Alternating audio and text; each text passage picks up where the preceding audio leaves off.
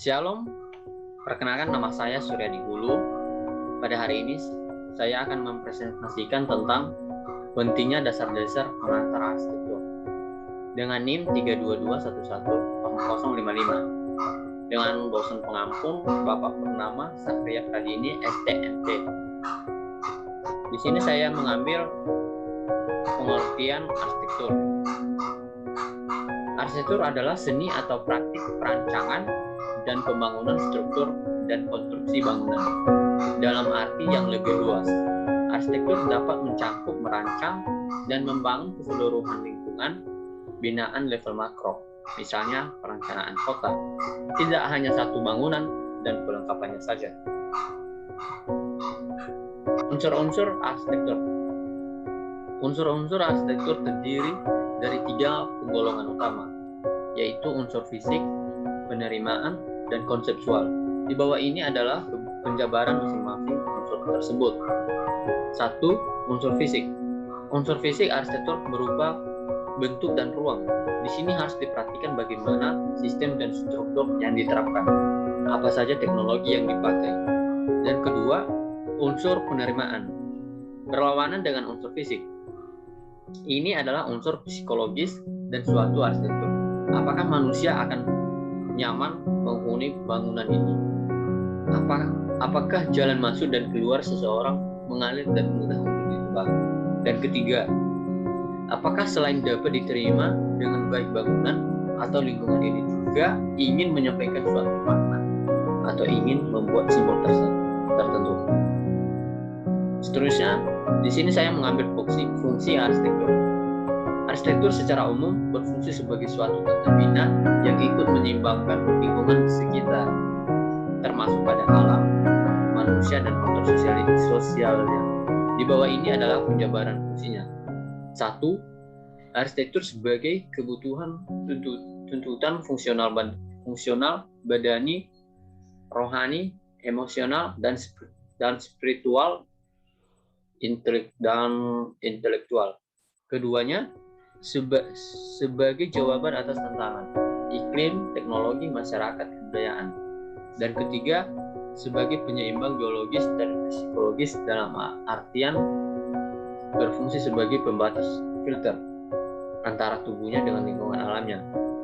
Keempat, penyeimbang biologis dan psikologis yang merupakan kelanjutan perilaku adaptasi manusia terhadap dunia. Kelima, ruang tempat manusia hidup dengan berbagi. Ruang manusia hidup dan bahagia. Kaitannya dengan pengalaman kehidupan sehari-hari. Secara sederhana dapat diwujudkan pula oleh arsitektur. Dan keenam, sebagai binaan lingkungan secara keseluruhan, bukan hanya sebagai objek atau produk, tapi juga sebagai institusi proses. Dan ketujuh, objek dan proses budaya. Monumen-monumen kuno dunia yang diagungkan hingga sekarang adalah produk dari arsitektur. Dan di sini saya mengambil konsep dasar perancangan arsitektur. Konsep dasar perancangan 1. Desain atau rancang. Kedua, merancang adalah proses menciptakan rupa untuk maksud dan tujuan tertentu.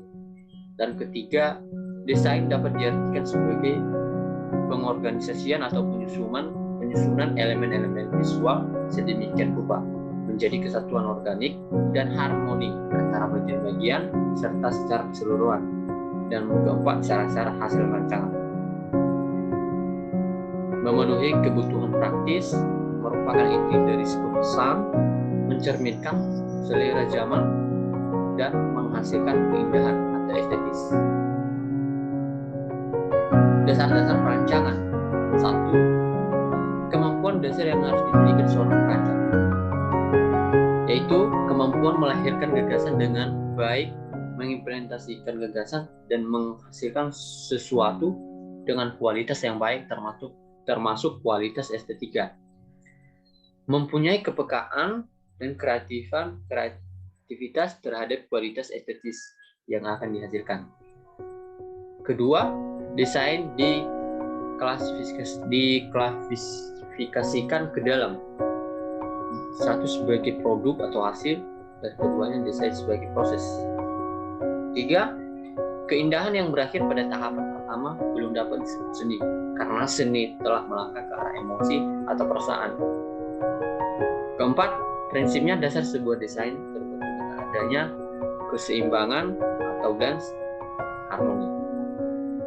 Itu saja teman-teman presentasi saya pada hari ini. Mohon maaf jika ada kata-kata yang kurang tepat, kurang jelas, mohon untuk dimaklumi. Sekian, terima kasih.